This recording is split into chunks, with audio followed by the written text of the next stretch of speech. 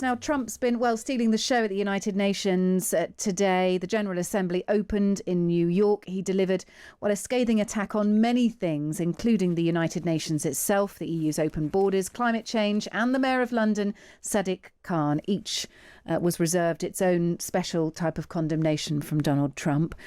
Let's start with a more positive note, though, because fresh in, a post on Truth Social from Donald Trump, who's met with Volodymyr Zelensky of Ukraine this evening. And he has said in that lengthy post that Ukraine is in a position to win and fight back to fight and win back all of the territory it's lost since the beginning of the 2022 Russian invasion.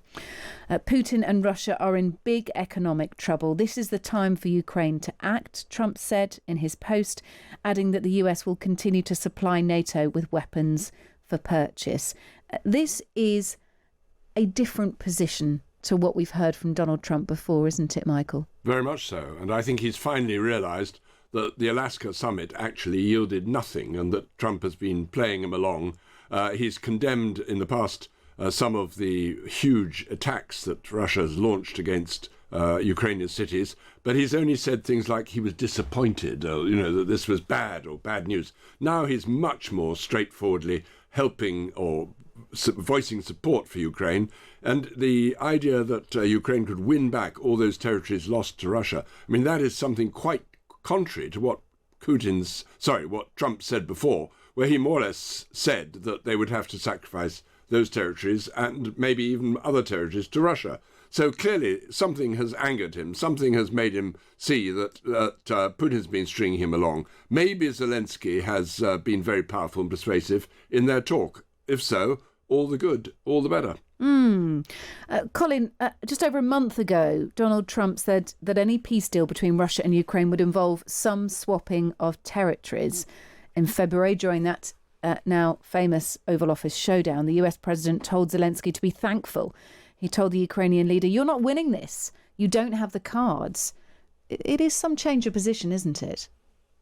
It's such a mug's game, Kate, trying to pass the words of Donald Trump. And, I feel ridiculous even saying this because he doesn't really choose his words carefully. But let's assume in this instance he has done. And it's actually a careful formulation semantically, trying to communicate something quite subtle.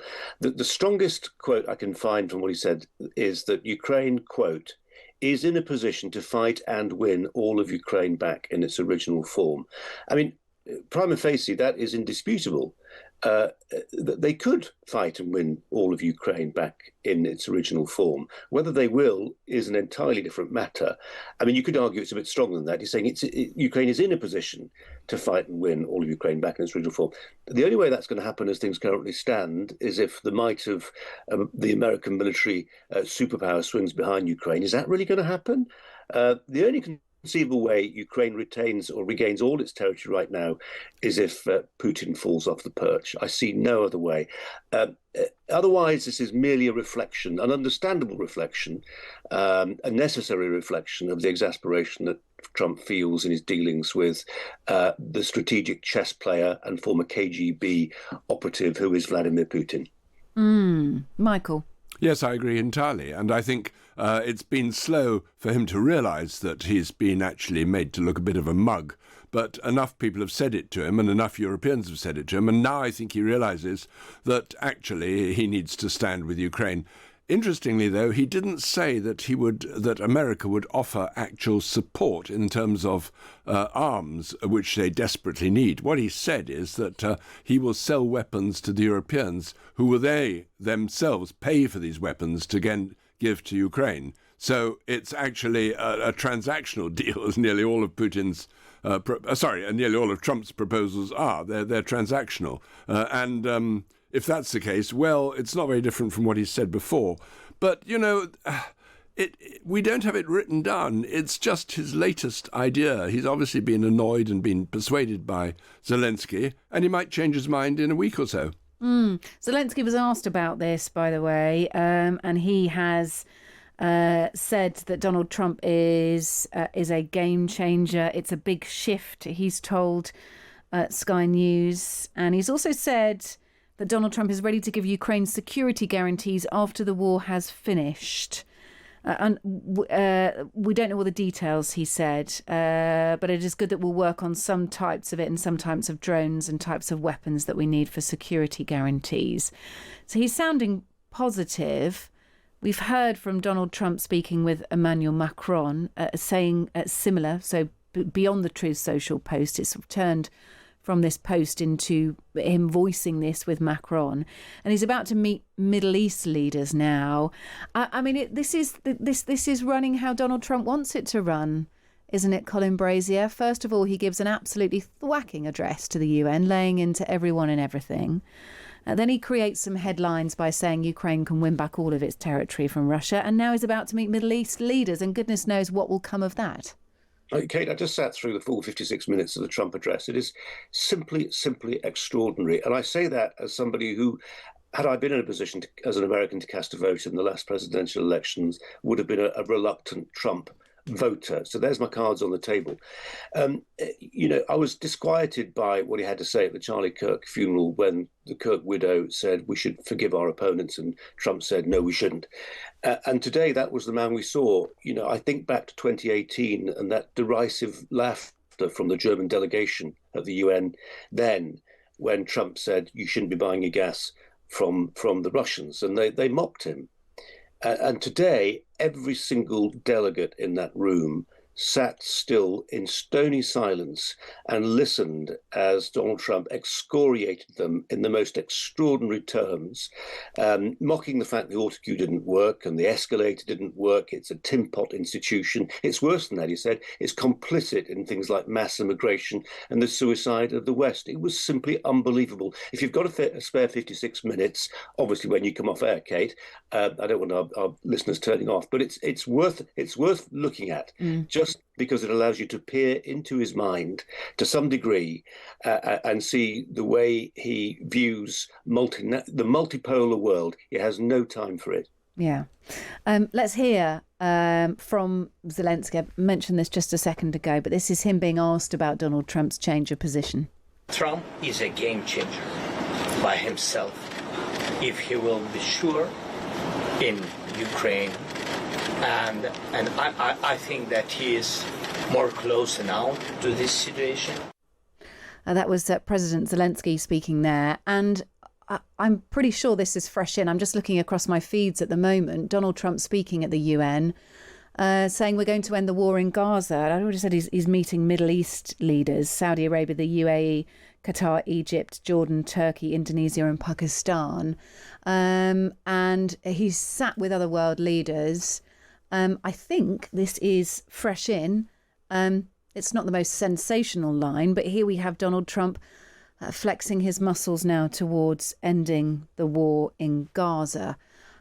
Look, I mean, Michael, much of what he said today, many elements of it are incorrect. There were some truths in there, some hard truths in there, but it seemingly doesn't matter if Donald Trump wants to big up how his economy is doing in the United States, or say that Sharia law is taking over London, or any other falsehood reserved for that speech on the world stage. Do we forgive him that because he is at least ploughing into all these issues, constantly talking about Ukraine, creating headlines but keeping himself in there, now talking about Gaza? We're going to end the war in Gaza. Well, it's good that he is focused on that, and it's good that he realises this is actually urgent and important and is worrying most of the world. He makes claims that are so ridiculous. He says he's ended 7 wars already. Well, which ones and which has he ended? I mean, claims all sorts of things that he's where just his word has ended the war.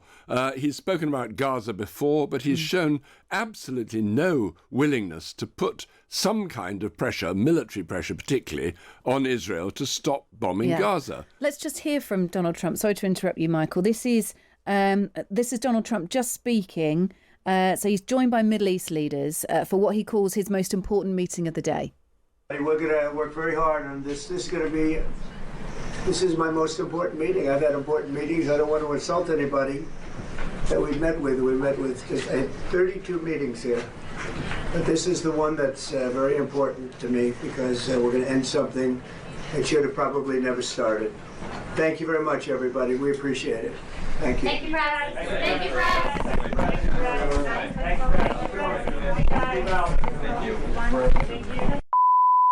We'll bring you in a feed cut there. We'll bring you anything else you need to know from that. This is all fresh ins. We're just covering this developing story for you live. Yes, I mean, significantly, everybody was clamouring to ask him questions right at the end there. You heard that babble of people shouting questions, basically saying, what are you going to do? What is the policy? What steps are you now going to take to make sure that the Gaza conflict winds down or, if possible, ends? And we have to wait and see what he thinks. Colin? If we could just strip away the fog, Michael's absolutely right. There were some, I mean, to dignify them as whoppers doesn't even come close to some of what Trump said there. But there was truth as well. There were around immigration, for instance, but in particular, I thought on this idea, which is common currency now in thoughtful conservative circles. Donald Trump, you might say, doesn't necessarily belong to them. But people like Yoram Hazony, he wrote a book, I was reading it recently, The Virtue of Nationalism. And this idea that organizations like the UN overrepresent countries and voices that don't deserve representation. This is the same UN which in 2003 made Libya, then ruled by Colonel Muammar Gaddafi, the chair of its Human Rights Committee, that nations are best served not by pooling their interests with other countries, but always giving the preference to their own national interest. Now, when you listen to Trump and you listen to the hyperbole and you listen to some of the nonsense and the pyrotechnics, it's easy to not see some of the deeper currents that swirl beneath the rhetoric. But I think they are there, and I think that's why he gave the UN such a kicking today at an institutional and personal level.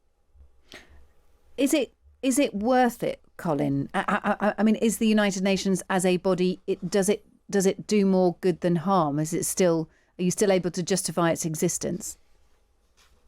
Well, I've long been a critic. I mean, insofar as my opinion counts for anything, it doesn't. But people better qualified than me have long said it's a talking shop. It dignifies causes that don't deserve dignifying. And as I say, I think back to those images from 2018 when the German delegation, the unelected ambassadorial class, nobody elected these people, sat and mocked Donald Trump when he addressed the same meeting back in 2018. The world has turned since then, and they, as I say, they sat silent today and were made to listen, whether they liked it or not. All right, Michael. Well, I would just say that I think the UN has somewhat lost its way, but the agencies that the UN oversees have done a lot of good work. Refugee agencies, food agencies, UNESCO, well, that's been a bit hollowed out. But these specialised agencies, if they have the money, and of course America's cut off a lot of the money, if they have the money, they have done a lot of good work. And I would come back to the fact that, as Churchill said, jaw is better than war. If people are talking, that's always at least a start, even if they're not actually getting anywhere.